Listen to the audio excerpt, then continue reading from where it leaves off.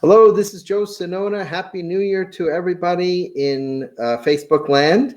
And this is Sonona Speaks Seminars, Coffee Talk with the Listing Pros in Real Estate. And my guest this week is James Hogan. Hello, James. Hello, Mr. Sonona, and good afternoon to all the listeners right now. How are you? How you doing? Better than ever. Fantastic. I'm down in Florida for the new year. Happy to be here. Nice to unplug after grinding so hard. So it's I'm better than ever. Good for you. Good for you. Well-deserved vacation. So tell us a little bit about yourself, where you're from, where you are back home, rather, where you're from. Yeah, so my name is James Hogan, Director, Gold Bar Team at eXp Realty with Joe. I'm from Suffolk County, New York. I went to St. Anthony's High School in Huntington. Started my real estate career a couple of years ago and, bounced around a little bit. And now I'm with eXp Realty. And ever since I joined eXp, man, it just started to really blow up. So that's a little bit about myself. Yeah. That's awesome. That's awesome. You went to St. Anthony's in Huntington, and I went to St. Anthony's in Brooklyn. Oh, there you go. Yeah. Two Catholic schoolboys on Coffee Talk. Isn't that great? Yes, sir. St. Anthony's, the glory days, AAA Catholic state champs. There you go. There you go. Yeah, man. So I'll get right into the questions of real estate. Tell us, what is your secret sauce to listing properties the way you do, James? Oh, wow. What's the secret sauce? Secret sauce would be building relationships, whether that be getting on the phone, just talking to people. Door knocking, I find to be the most effective form of prospecting. Just really building relationships, talking to people, being authentically yourself, and just showing them like, hey, I might not have 30 years of experience, but I will work harder for you for this listing. I'll do a Facebook ad. This will be my baby, So that's what I like to portray to the homeowners who trust me with their real estate transactions. And are they so trusting with you, as their real estate agent? Do you find that you have to use some sort of like a special technique to try to get that listing, or are you just authentic James Hogan? I'm authentic James Hogan. I'm just myself, unapologetically myself at times. I'm just myself. I just try to show that, I try to cut right to the chase with everything. If they want to overprice the listing, I just tell them like, hey, we might run into an appraisal issue. A lot of times that could be an issue. If you're trying to get listings, they might say, hey, well, this guy told me that I could get 700,000. Yeah, that guy might have told you that just to get the listing, and then he's going to be beating you down for price every 2 weeks, And even if you do sell it for 700,000 in this, in the seller's market we're in, where all the houses are going above asking, you're going to run into an appraisal issue down the road. So I like to just be real with them. I like to trust them. Even, I know this is a listing podcast, really, but even with my buyers, I just had an inspection happen that was pretty bad, and as we all love commissions, I am advising her like, hey, this house, I would pass. And I'll continue to keep showing you houses. Even though it is so hard in this market to get buyers an accepted offer, I said, listen, I'm here with you. If you want to pass on this, it's up to you, but I'm with you every step of the way, and I'm advising you to pass on this house. So I like to just build trust, and it comes back to the relationships. Just build good relationships. Well, I know a lot of agents, they feel a sense of desperation. This is a listing show. This is also a teaching tool show where we are trying to lend advice to not just new agents, but agents who have been in the business for a long time, and those who want to practice their listing skills. James is right. You have to be authentic, you have to be real, and you have to keep that high level of integrity up there. Tell me, do you use any special technology to market your listings? Yes. One, I use my CRM. With eXp, we get a CRM called KV Core. So I downloaded all my phone contacts into that. And I can actually text people. Like, it helps blow up the podcast, blow up the YouTube.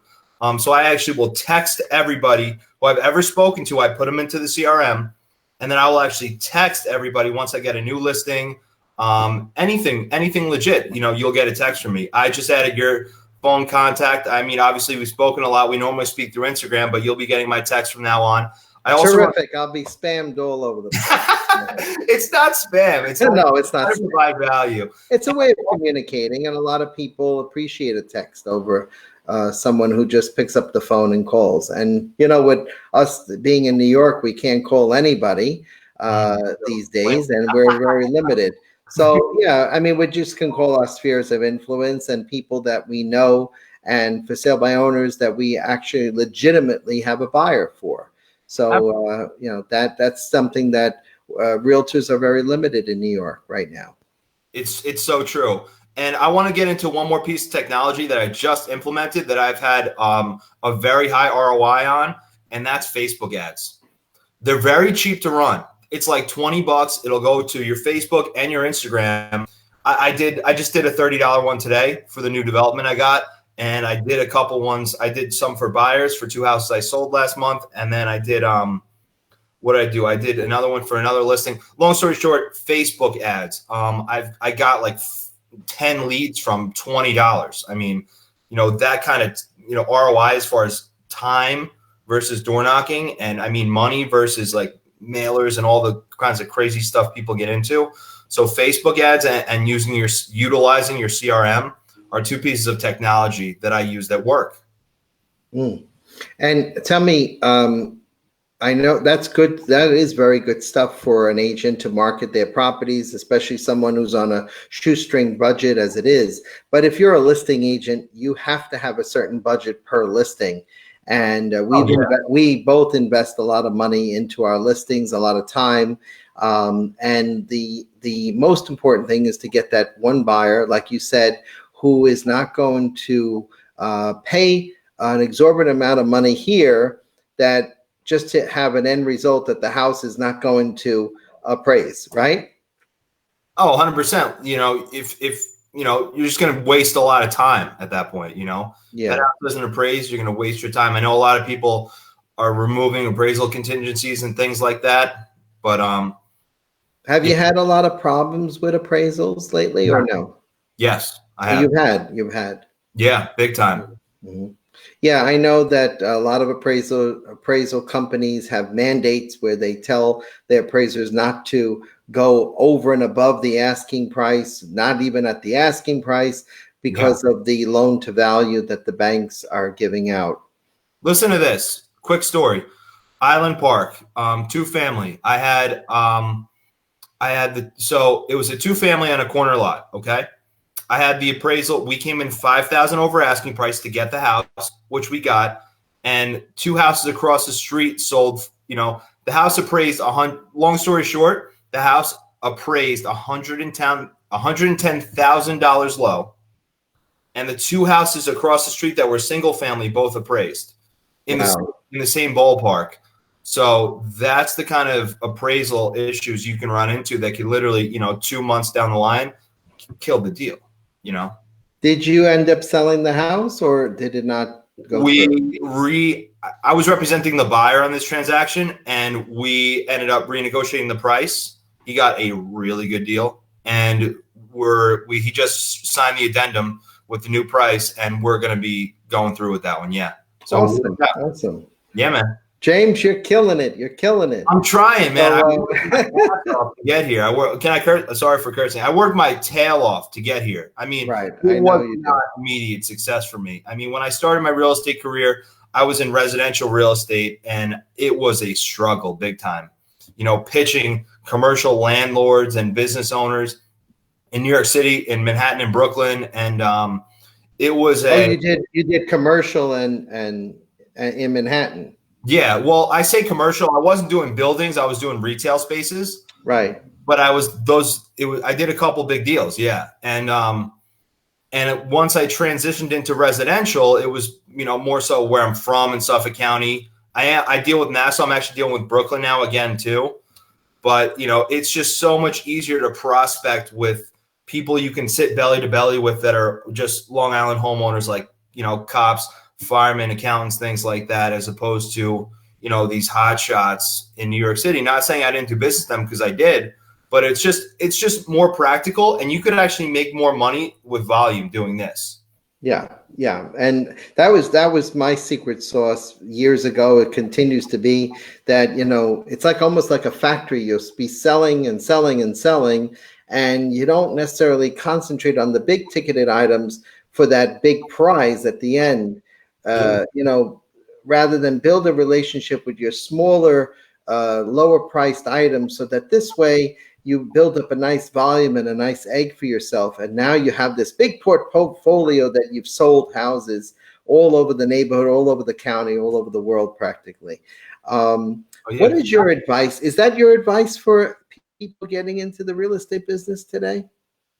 So what? To do residential? To do residential? What is your best advice for people coming into the business today?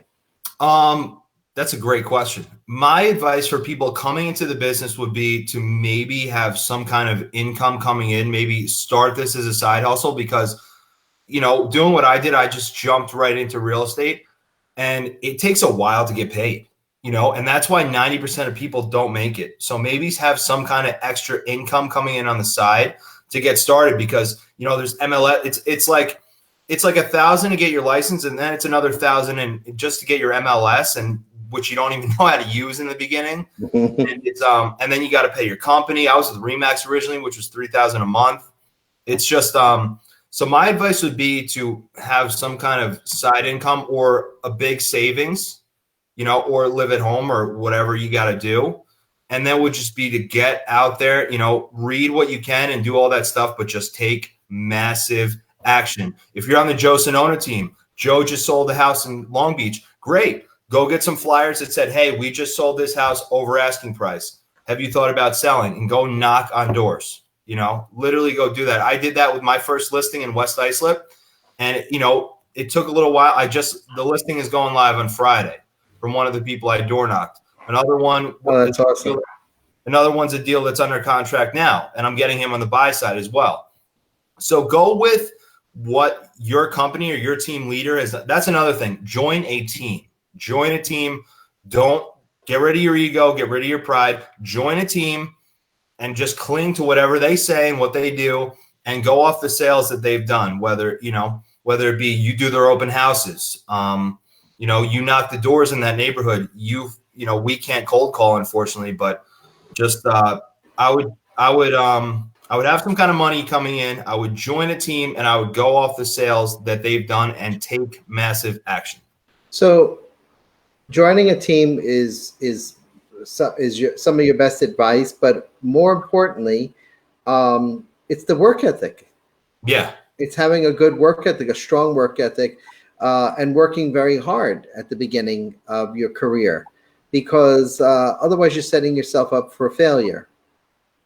Oh, yeah. I mean, 75% of the deals that we actually get to contract actually close. I mean, it's a 100% commission-based career.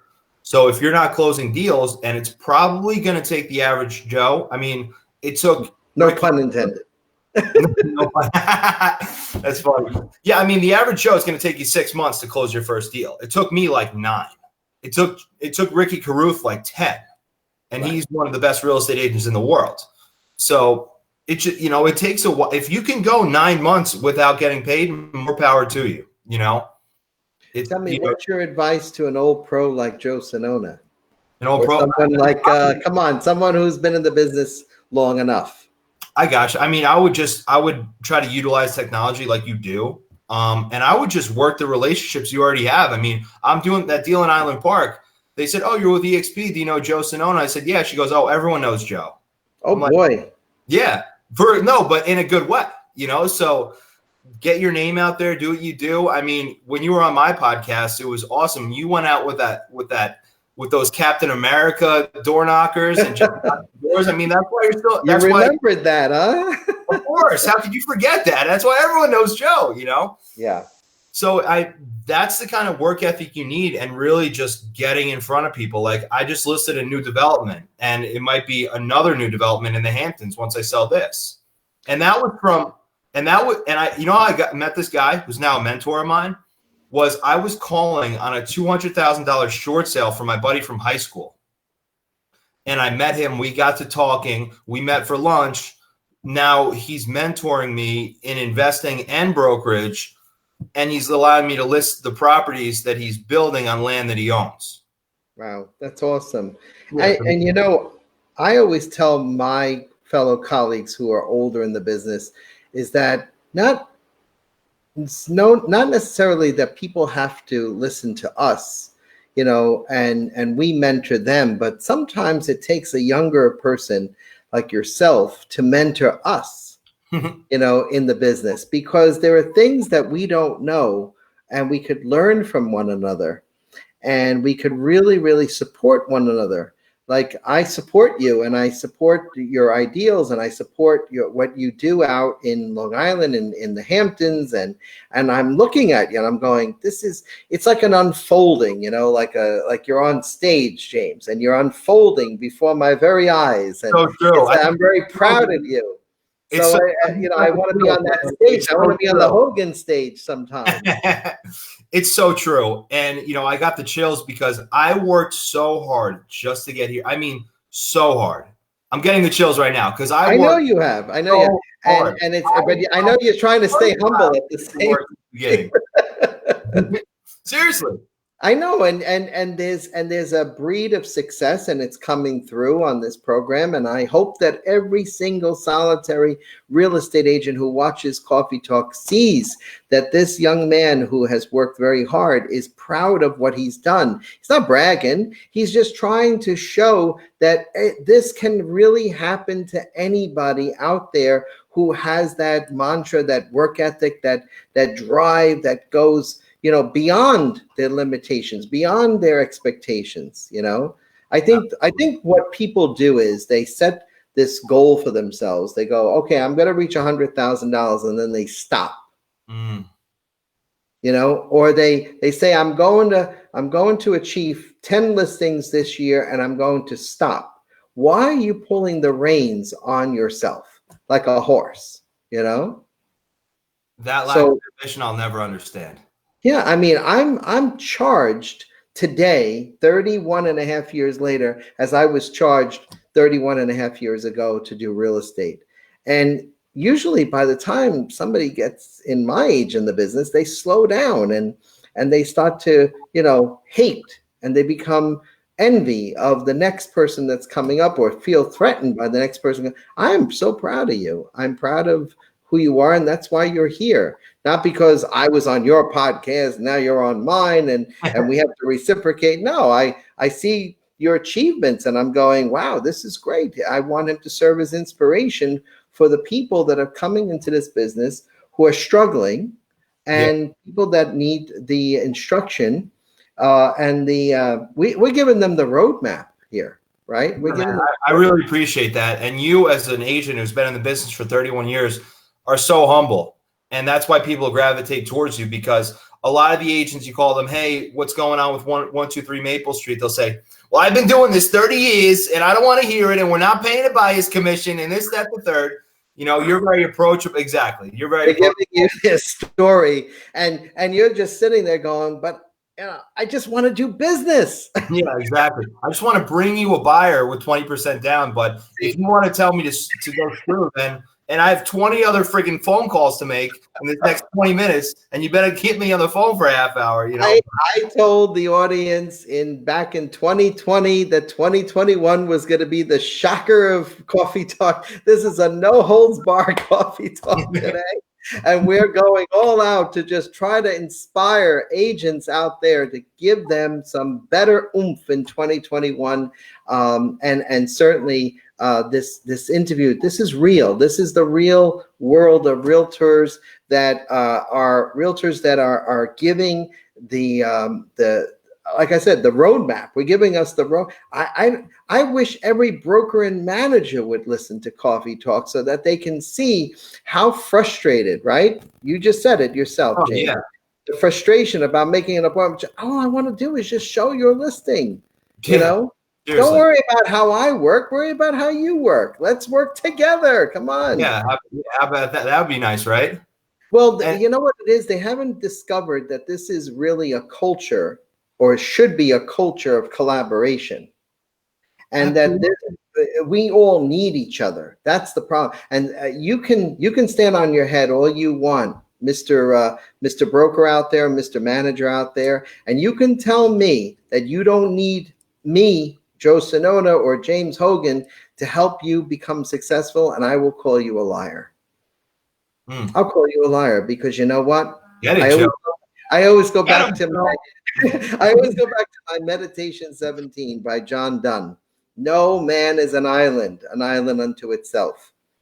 Very powerful words from an English poet, John Donne, and that really means that each broker out there and each manager and each agent listening to this program today should realize that guys like James are the people that you should collaborate with. Guys like me are people that you should talk to. Guys like us, who we will mentor you in the real estate business, and we want nothing back in return.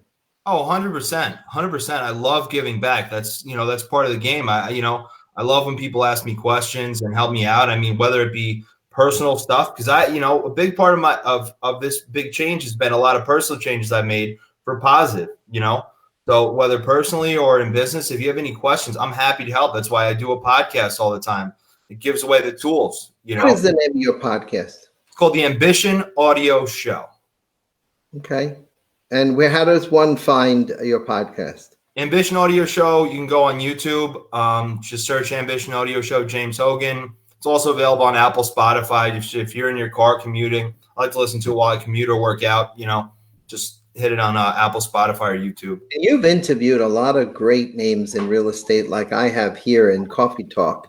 And what is one of the things that you've learned from these interviews that you're doing? Because I'll tell you what I've learned from Coffee Talk. Oh my God. That's one of the best things about the podcast is, one, the networking, and two, what I learned. I had Eric Braun, who come on my show and was telling me all about loans. And then some guy tried to be rude with me and telling me about a loan, and I shot him right down because I knew what I was talking about. So I learned about loans. I learned about, buying real estate. I learned about, as far as, about work ethic and, and what you do in your personal life reflects in your business. Your business will be a reflection of your personal life. If your personal life is a complete mess, there's no way you can be successful long-term. I just personally don't think it's true, Right. Unless you get it. The wheels, the personal life wheel, the business wheel, the financial wheel, they all have to in unison. Otherwise, if the wheels are out of whack, if one wheel's out of the whack, the other wheel will go out of whack. Oh, exactly. You can only run on fumes for so long, Right. Well, last question, and that tends to deal with the fiduciary responsibilities that we hold dear, the foundation principles of our business, called the fiduciary duties of Old Car, I like to call it, for an acronym: obedience, loyalty, disclosure, confidentiality, accountability, and reasonable care. And which one do you have a preference for, James Hogan, and why? If you had to pick one. Loyalty all day. Loyalty. People look at real estate agents. We all wear suits. We wear, Brooks Brothers polos. It's all fugazi because engraved shirts. We're repping the brand, but what I'm getting at is that, there's so much smiling, like, oh, it was such a great experience listing with you. But when you're in a real estate transaction, it's like kind of like a war. It gets kind of ugly. So I love being loyal to my clients, saying, hey, let me take the pressure off you.